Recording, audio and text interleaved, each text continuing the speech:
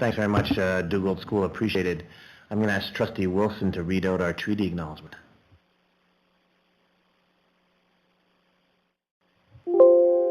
We acknowledge the traditional land upon which Sunrise School Division resides as Treaty 1 territory. We honor our partnership with Canada's original peoples and respect the gifts of Indigenous history, culture, and language. We commit to moving forward in partnership with our communities in a spirit of collaboration and reconciliation. Thanks, Trustee Wilson. Introductions around the room before we get underway. To my left is Superintendent Reid. Beside him is Assistant Superintendent and Acting Secretary Treasurer Lars Fjellberg. We have Trustee Smith. We have our two presenters that are here from Ecole Dugald School. We have Mike Carter and Beausier Elementary School. Ecole Beausier Elementary School. We have Mike Carter and Caleb Breitspeaker. We have Trustee Nicol, we have Trustee Wilson, we have Trustee Boytson, we have Sarah Scott, who is our board support, and we have Trustee Harris. As well in the gallery is Amanda Duke from Gillis PAC. Welcome, Amanda, with us. To the other million people that are watching online, so welcome to the people that are there. Oh, thank you very much. And we have Diane Rowan is with us, but is remotely. Two of our trustees, Trustee Dent and Trustee Rowan, are at a school event tonight, so they're not able to make it. If I haven't missed anybody, we're going to move forward.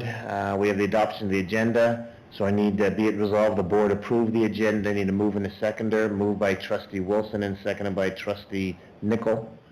Any questions to the motion? Hearing none, will vote.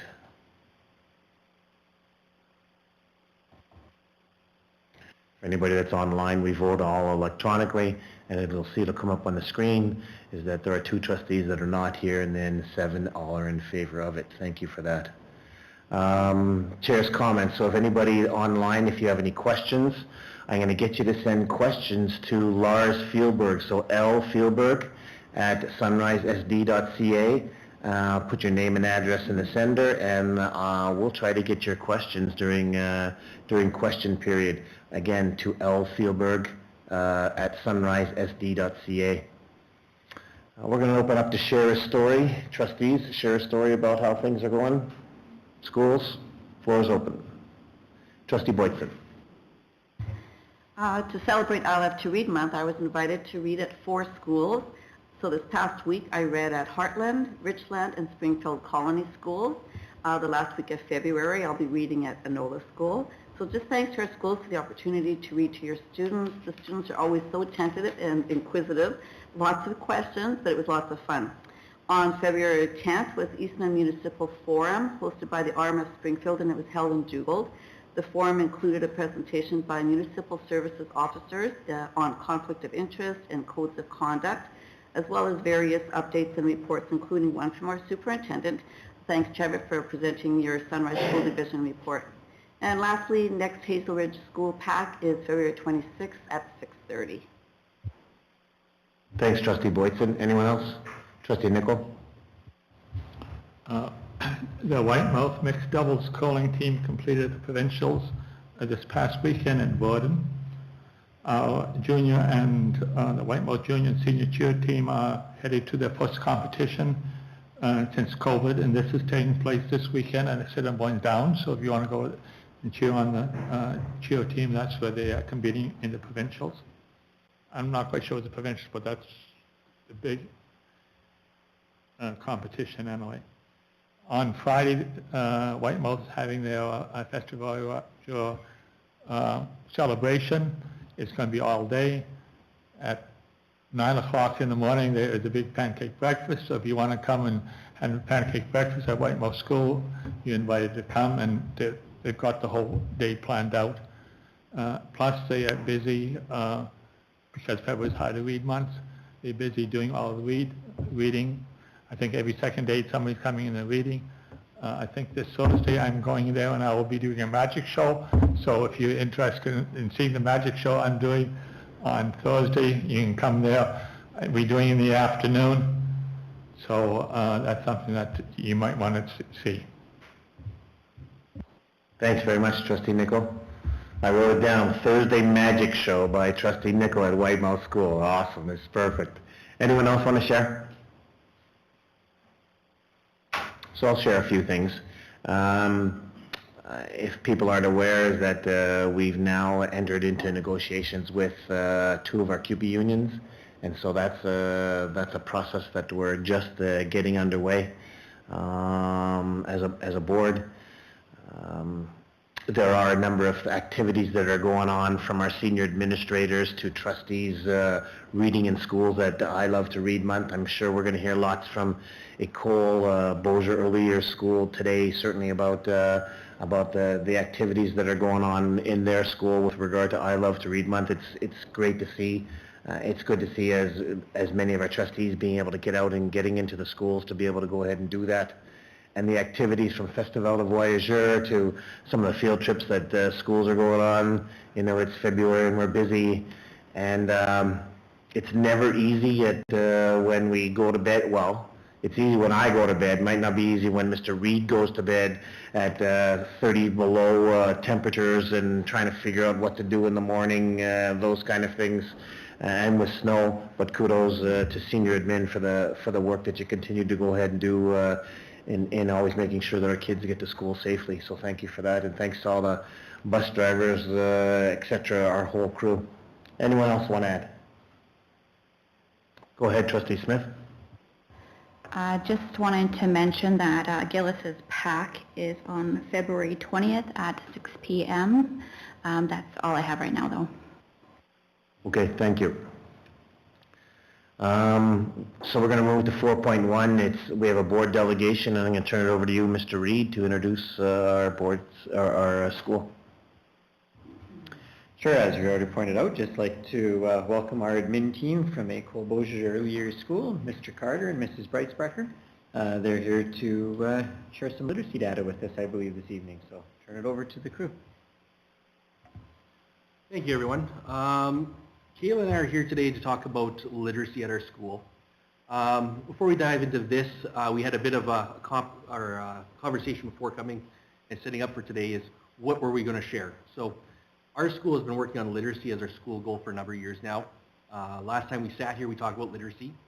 Our school goal has actually shifted this year to go into the realm of social, emotional, behavioral learning.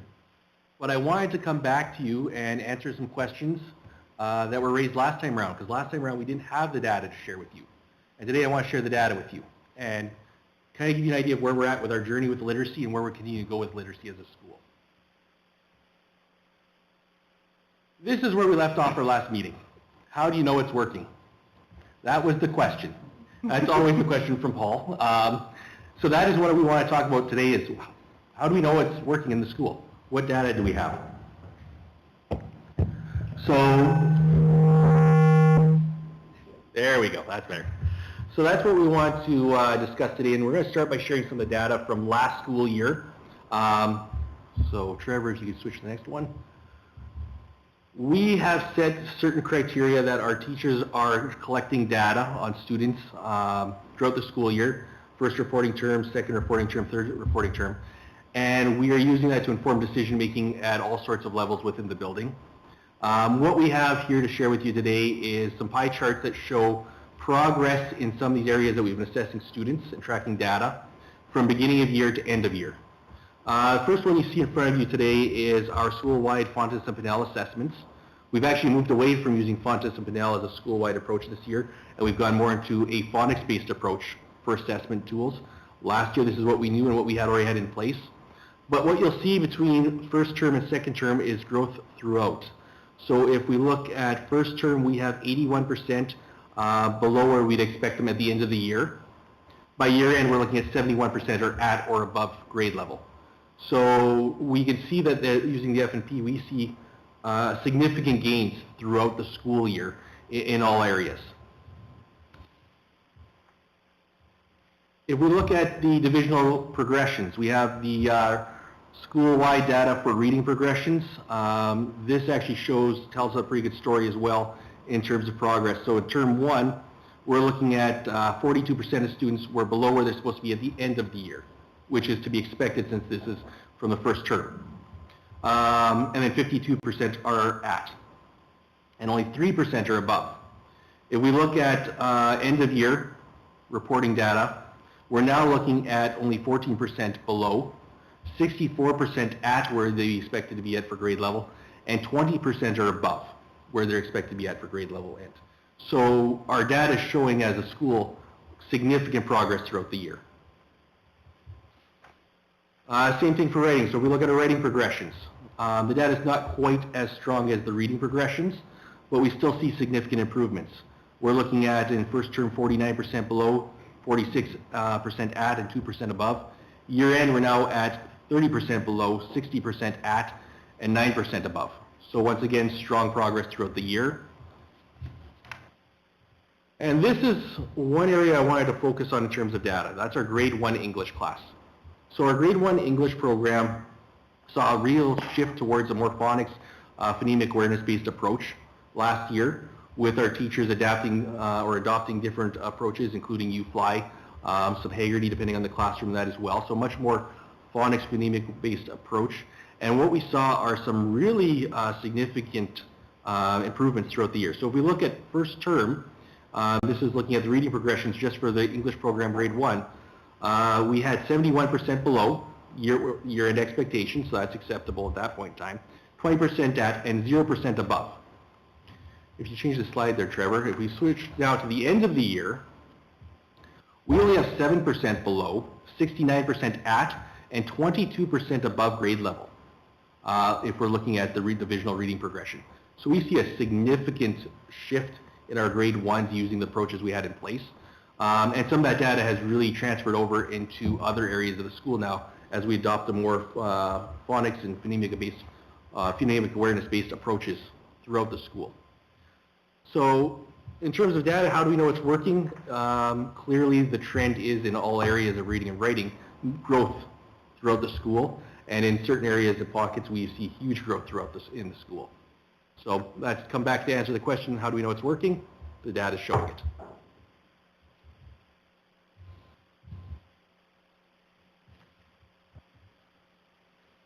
I'm going to go over the programs and the vision that we have at École Beaujeu Earlier School. So our program focuses on developing literacy skills for students in grades K to 5 by using a variety of literacy tools and school-wide assessment practices.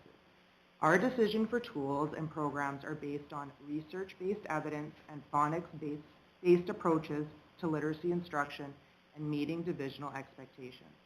We believe that by integrating these resources, we can create a strong foundation for reading and writing in our young learners.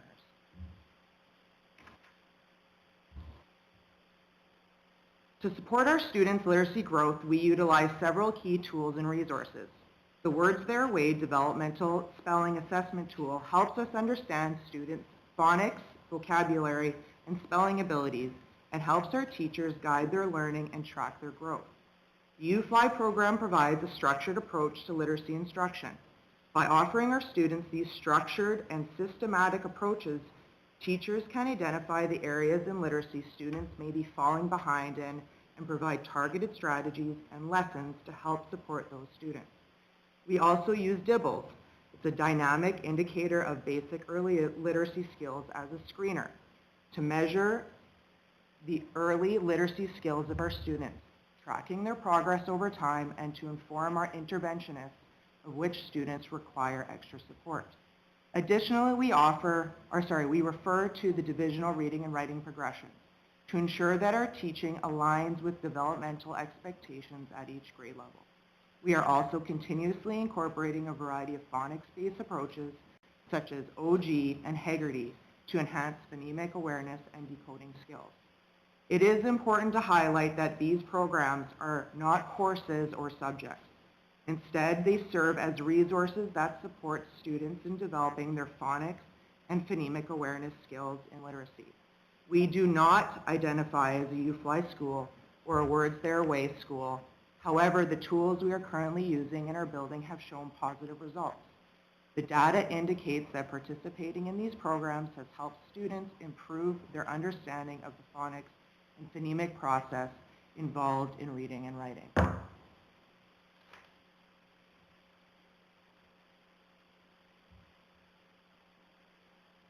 To effectively monitor students' progress, we conduct data collection at the end of each reporting period. This is in addition to the daily assessment done in classrooms. This school-wide literacy tracking allows us to gather insight on how our students are performing. We analyze this data at the grade level to identify trends and areas for improvement. By utilizing this information, we can adopt a responsive approach that supports each student's literacy development effectively. Assessments linked to DIBELS, Words Their Way, and UFI have provided valuable information. This data has guided our interventionists in planning the next steps for students in grades K to 2 and 3 to 5, and students that need further targeted explicit instruction.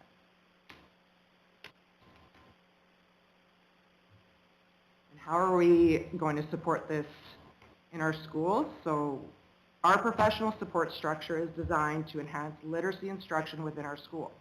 We have a dedicated school-based literacy team leader, Renee Senkew, who works alongside our admin team to navigate and implement our school-wide literacy initiatives. In addition, we have a K to 2 literacy interventionist, Danae Dawson, and a 3 to 5 literacy support teacher, Micheline Laferraniere, who works closely with our student support services team to identify the students requiring extra support. Divisional program leaders provide further guidance and support. Regular professional learning community meetings foster collaboration among educators while continuing to make targeted professional development sessions a priority throughout the year.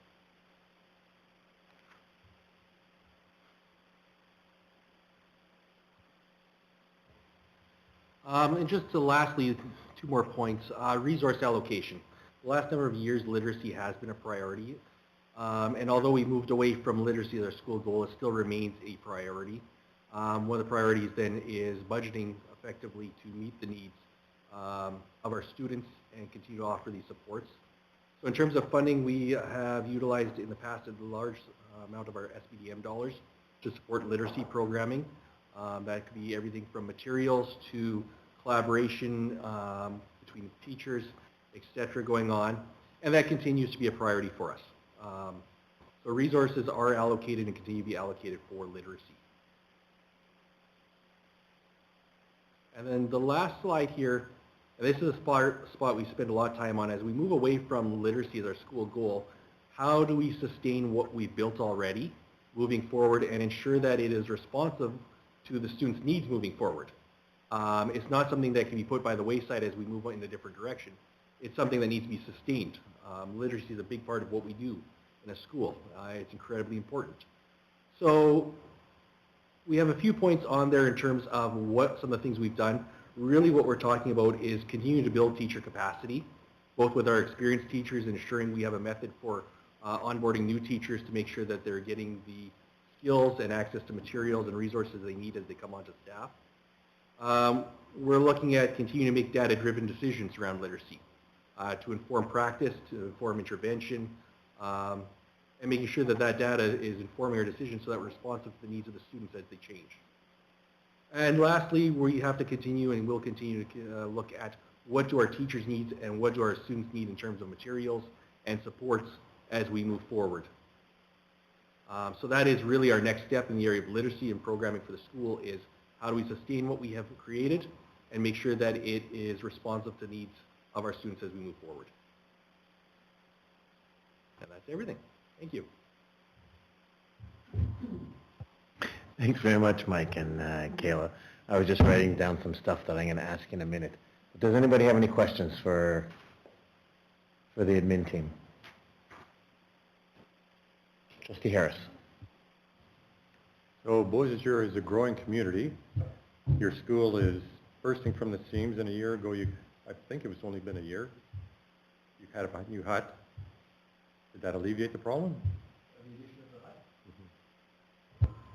So we added the modular classroom on last year in October, whenever it was available. It alleviated some of the stress for sure. I would say though that there is a need for more. One of the things is, yes, we were able to move a classroom out with the needs of the school, in particular needs, the exceptional needs of some of our children. We've also had to increase spaces for student services. So that, yes, we moved one classroom out, but we've also taken over a classroom space for a sensory room to meet the needs of a number of our students in the school. So what we have before was our life skills room. It simply isn't large enough, given the needs that we're currently needing to accommodate and work with in our school. So yes, it helped, but as soon as we solved one problem, we have created the same problem of space by trying to solve another problem. Thanks, Mike. Anyone else? So Mike and Kayla, what you've shown us is impressive. The work that you've done certainly in the school and the data that you're showing with regard to where your kids are, very impressive for your team. Kudos. My question is, you're talking about moving away from this direction, and I heard you use, we need to worry about trying to sustain this as you take on another initiative. Tell me how that's going to go. I think there's a few pieces to that. We need to build teacher capacity. We also need to build teacher leaders within the building who can support each other with that. We've been fortunate that we have some very strong leaders in the building who are also exceptional teachers, especially in the area of literacy. Renee Semkew, Danae Dawson, Michelin Lafreniere, we all discussed today, and there's more within the building. So giving those teachers the opportunity to support other teachers in the building has been part of our model so far, and is something we plan on sustaining moving forward. We also want to make sure that we bring teachers on board in some of the decision making. So one of the things we've added this year is, instead of just a few people involved in some of this and looking at the data and driving the movement forward in the area of literacy, is creating a leadership team and opening the door for more teachers to be involved in that. Interesting enough, when we opened that up, we thought we'd have a few teachers involved. Last meeting I attended, I want to say there was 8 or 9 teachers involved, in addition to admin, in addition to our team leader in the school. So we've created a few leadership opportunities, and that has helped make a more sustainable model. So it's not falling on the shoulders of 1 or 2, it's falling on the shoulders of more. It also means that there's more buy-in to what we are doing in the school, because more teachers are involved in taking that opportunity. We continue to look at what are the resources needed in the classroom, what are the resources students and teachers need, and making sure that we are budgeting for that accordingly. Continuing to work with our divisional supports, our program leaders. They've been a great resource to us and continue to be a great resource to us. They've helped a lot, especially as we look at new initiatives and look at bringing on board new staff. How do we get those staff up to speed on things? So I hope that answers your question. Not quite. So my question is, I think that you're doing a great job, and your data is showing it, and you have a written initiative, and you've got assessment tools, and the results are getting. But you're now telling me that you're adding something to the plate, and you're adding a new initiative. What's your new initiative that you're adding? Because I think that's what you talked about. At the very beginning? No, we're moving away from like Fontes and Pinal, which is, I don't think we're adding new, we're changing, right? So Fontes and Pinal has been around for years and years and years and years, right? And with the division going away from reading recovery, Fontes and Pinal is a reading recovery approach, right? So we know better, we're trying to do a little bit better with doing phonics-based, research-based assessments or screeners that are going to give us what we're looking for and what we need to address. So it's not that we're getting rid of, we're just replacing it with something that is probably more meaningful to us and we can make better decisions. Okay, so I misunderstood. So the literacy and numeracy, the literacy and writing initiative is still going to continue. I thought you were bringing on a new goal. No. So we do have a new school goal this year around social emotional learning. However, literacy is always going to be a goal within the school, right? We were going to have a literacy plan that we're moving forward with. We wanted to present you with the results, right? We wanted to give you, the question we've been asked and we've talked about is how do we know what's working? Well, we have the data now to show you what we've been able to do as literacy was our goal, and what we've been doing and how we've supported the staff and how we've worked together to kind of get to the results that we've gotten to. So we obviously want to see these results year after year, right? And now you're bringing on another initiative with regard to social emotional well-being within your school. So we're asking teachers more, I guess, as to what it is. That's my question. Yeah, so we are moving away from literacy as a school goal, and we are focusing more on the social emotional behavioral learning realm. Our data also shows that is an area of great need within the school.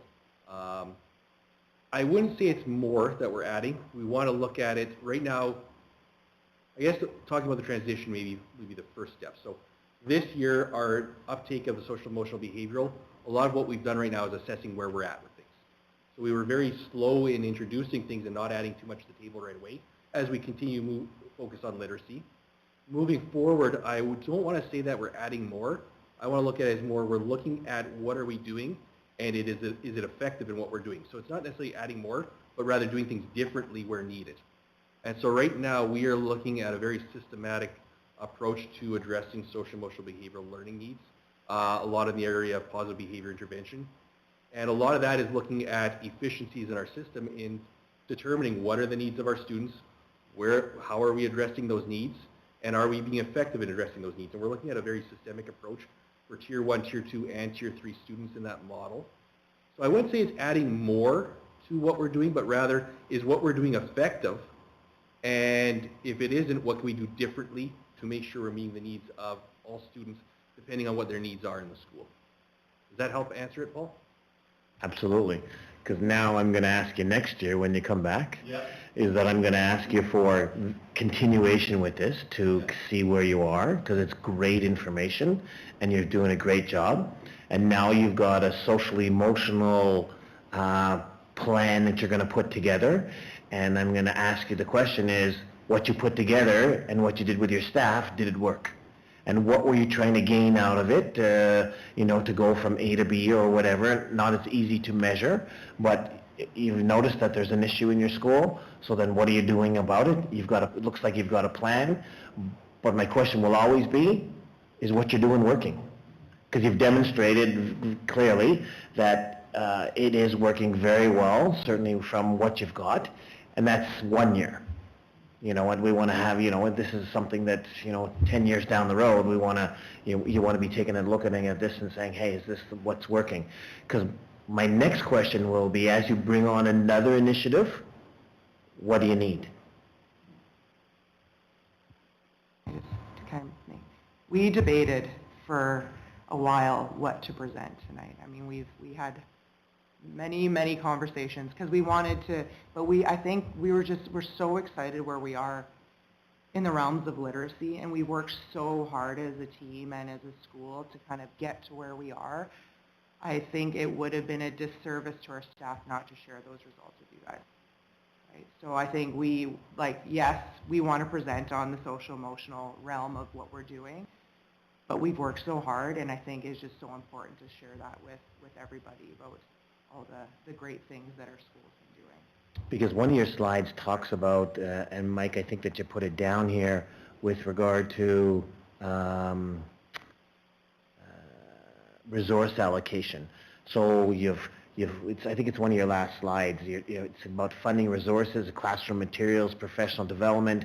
Well, now you're taking on, you want to keep that, and now you're taking on something else, and pretty well your SBDM dollars, and you've got your literacy people and what it is, and now you're taking on something else. And so where are you getting, and how are you resourcing that, I guess is the question. Is that I'd love to answer you, that I would love you to answer next time when you come back. All right? Obviously that's, it's really about how you're doing it. Good for you, and good luck. Anyone else? Questions? Yeah, Alicia? My question is, when it comes to, because not everybody in the world knows that all of our schools get a chunk of money to basically make a decision on what they want to spend on their, who in your school do you have in your group that decides on what to spend that money on, and how do you go about making that decision? When it comes to SBDM dollars, in the end, I'm approving all financial pieces, but I don't have, I'm always looking for the input of the team.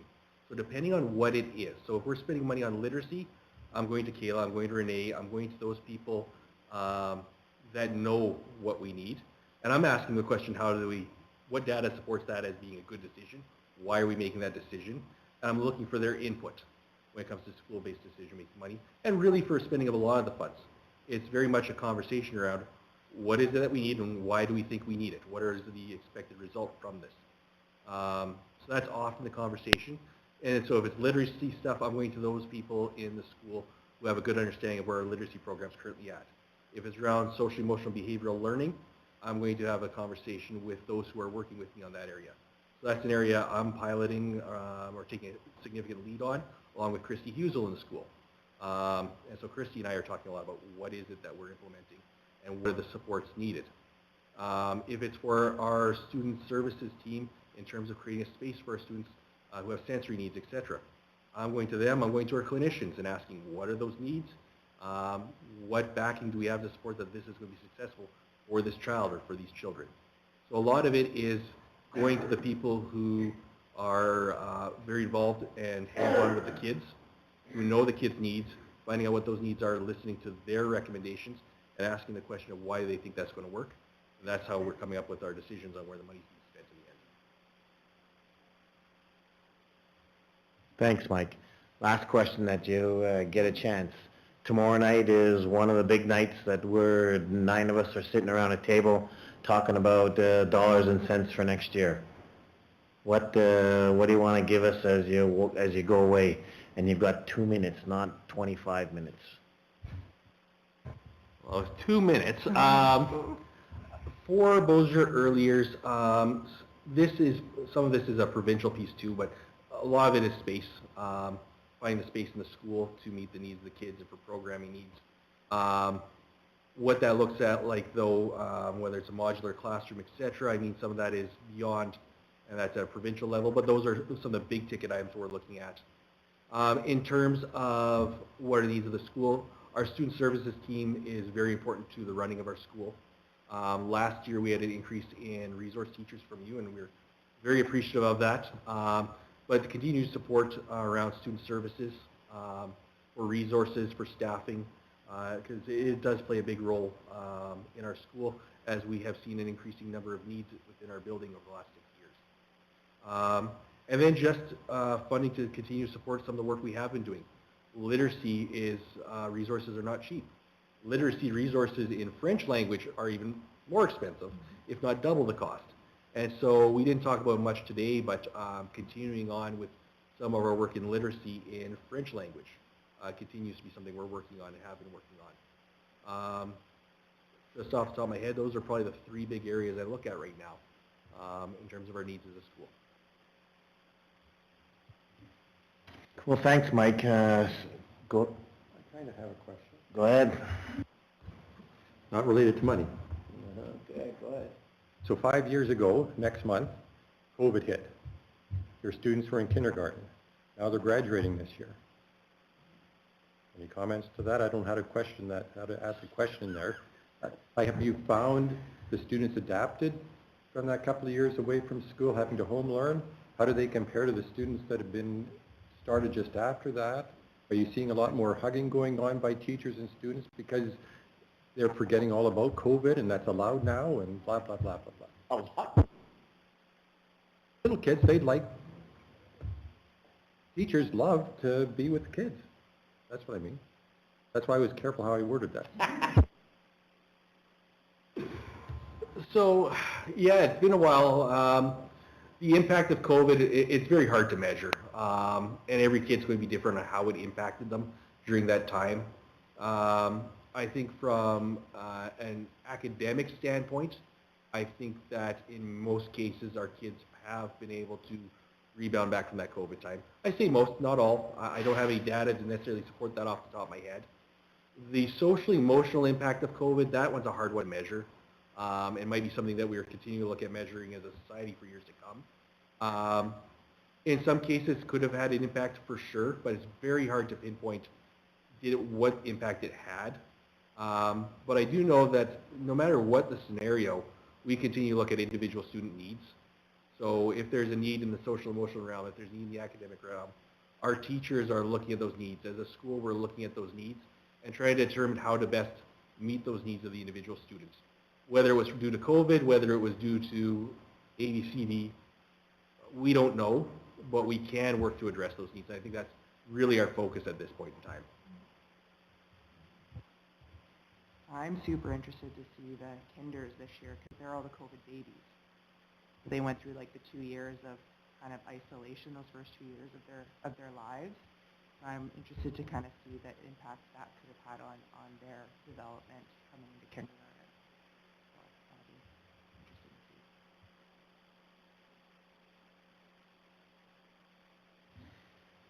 I just want to wrap up by making some comments from the divisional perspectives that I just want to highlight for the trustees here is over the course of the last year, you've heard me speak about literacy, a couple of times, and I was involved from the divisional principal ends. Before that, most notably, we've got our division principals leading a divisional literacy committee that's kind of setting direction on literacy for the school division. From there, we do all kinds of professional development out of this room here centrally, but that's pocketed. It's our kindergarten teachers, it's our grade 1 teachers, it's our literacy support teachers, our resource teachers, student services teachers, team leaders from schools, our program leaders have a big part in, delivering all of that.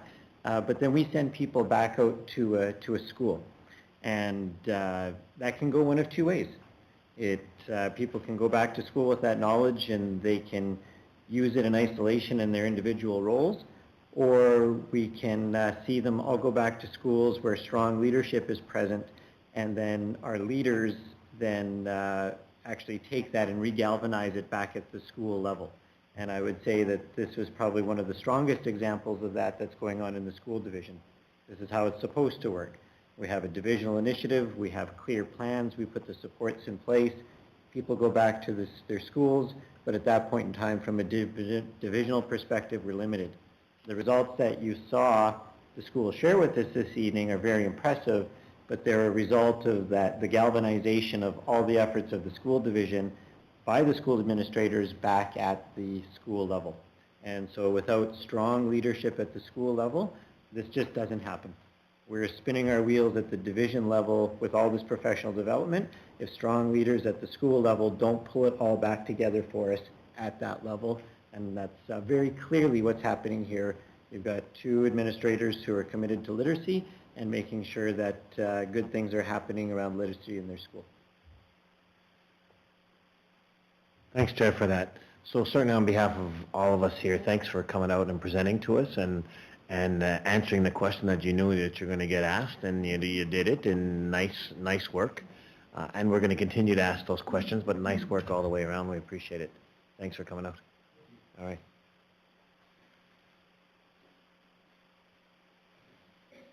We're in good hands at Beaulieu Earlier School. Thanks, guys. We're going to move on to 5.0, our minutes from our February 4th meeting. Be it resolved that the board adopt the February 4th regular board meeting minutes. A mover and a seconder. Moved by Trustee Smith and seconded by Trustee Wilson. Any questions to those minutes? Hearing none, we'll vote.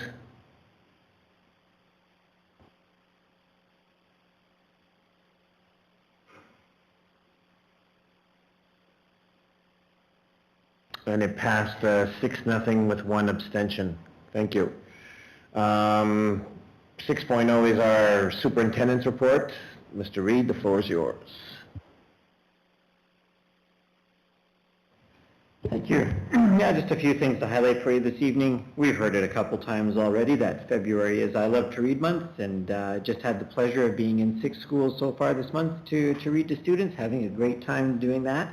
And more schools scheduled for the last couple of weeks here of the month. Looking forward to those opportunities as well. Just something of note for all of our stakeholders. You know, we've already heard about the weather once this evening from our board chair, but at a recent policy committee meeting, we agreed to change one of the division's weather reporting stations in procedure EBCE, our inclement weather related to school closures. We had previously identified Winnipeg the Forks due to its geographic proximity to the school division, but we were finding that was giving unusually warm temperatures that probably weren't reflective of what our families and our children who are waiting for buses in the rural area are facing. So we've made the switch to the weather station in Winnipeg at the airport. And so that switch has been made, and we put that to test this morning as the temperature dropped to minus 43 at the airport, and we were all watching very closely how low it would go. And so just of note that we did receive the funding announcement from the province related to our annual school budget, but it actually came quite late. February 12th is when we got that, almost a full 2 weeks later than we would usually get it. But the Board of Trustees did sort of rejig their board meeting schedule, and their budget meeting schedule, and still on pace to share a draft budget for the public on Tuesday, February the 25th, and that will be at 7 o'clock here at the Education Center. Also in the report, just highlighted some of the meetings that have occurred in professional development opportunities that have occurred here at the Education Center over the past couple weeks. And last Friday, we had our two division principals, Mr. Gasperdi and Mr. Wilgosh, were out at Brandon University for some recruitment. It seems like a little bit farther to go for recruiting, but they did come back and say that they did connect with roughly half a dozen people who are actually specifically interested in coming to this side of the province for the recreation that it offers. And so that was rewarding, so they've connected with those and brought those names back. So we'll be watching for those as we begin our postings. And just oddly, anecdotally, they came back and they wished they had followed up, but one of the faculty members had approached them sort of at the end of the day and said they just needed to come by the Sunrise booth because all of the students walking out were talking about Sunrise School Division. And they didn't ask for clarification over to why that may have been, and they sort of regretted after the fact not seeking that clarification, but just thought it was interesting that there was enough of a buzz around Sunrise that one of the professors at the faculty had picked it up and came by the booth to see who was at the Sunrise booth. So great job for our two division principals there. And then just of note, still working through the Power Schools cybersecurity data breach. Again, unfortunately, Power Schools seems to be a little bit slow in communicating with families as they said that they would. We did circulate a fourth update on February the 6th, and that is on the website. And just our ongoing commitment to families and staff that as Power Schools makes more information available to us, we will continue to share that with all of our stakeholders very promptly. Thanks, Mr. Reid. Any questions? Trustee Nicol? There's not a question, but it'd be interesting to find out statistically how many students from Sunrise goes to Brandon University. Because that might be the reason why you're getting so many people coming back to Sunrise because they came from Sunrise. Thanks. Nice, good observation for sure. Can we move on? Okay. So a board reporting schedule, you have that schedule there in front of you. I know that we have the grade 3 that was supposed to, the grade 3-4 provincial assessment data. It's not available to us, right? And so you'll get to it. Do you want to comment on that? No, just that very simply. We have not received the data from the province yet, so as soon as we get the data from the province, we'll get it back on the next meeting. While we're on this, I am going to share with all trustees the provincial, the grade 12 provincial tests average marks. I don't know if you've seen it, Don, but the province has on their website, and they've shared it out, is what our applied essentials pre-cal English, what it is across the province from 2016 to 2019 and now in 2024. how the province did in 19 and how the province did in 2024. But what's really interesting is it shows you by division. So you can go to the division and you can go ahead and take a look. As for our division, how we did in applied maths in 2019 and how we're doing it in 2024. And all of them, which will lead to more questions that are out there, because it does show how the division did compared to then the province did. And you know, the question that came up that you brought up with regard to COVID, these are some of the COVID kids as well, now taking some exams, and in some places we're doing real well, and other places we've got some work to do. So if you don't have that information, I'll make sure that I get it out to you. But it's very, it's a good one, and I was just looking at it right now because I reminded Trustee Harris brought it up about COVID kids. So interesting. Thanks. Any other questions around that? So Secretary Treasurer's report. Who's the lucky one? It's there for information, and I think that you referred to acting Secretary Treasurer. All those questions can go towards him. So is there anything from the report there that you wanted to, any comments on? Okay, thanks Jody for putting that together. 8.1 board business, or certainly 8.0 board business. 8.1 is trustee learning sessions. We've identified 2 areas about learning sessions, and so one is we talked about social media tools, and the other one sexual orientation and gender identity in schools. Lars about facilitating one, and then one facilitated by our one of our division principals and one of our school principals. So we need to find some dates.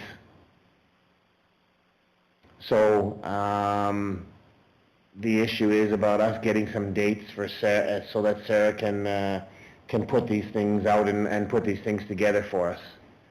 So, trustees, that's what we've set aside, is right, Tuesdays and Thursdays. Are there any dates to stay away from for Sarah? And Sarah, I would say is that we're going to hold on Tuesdays and Thursdays right now while we're in budget season for budget stuff. But I would say that as soon as budget's over, from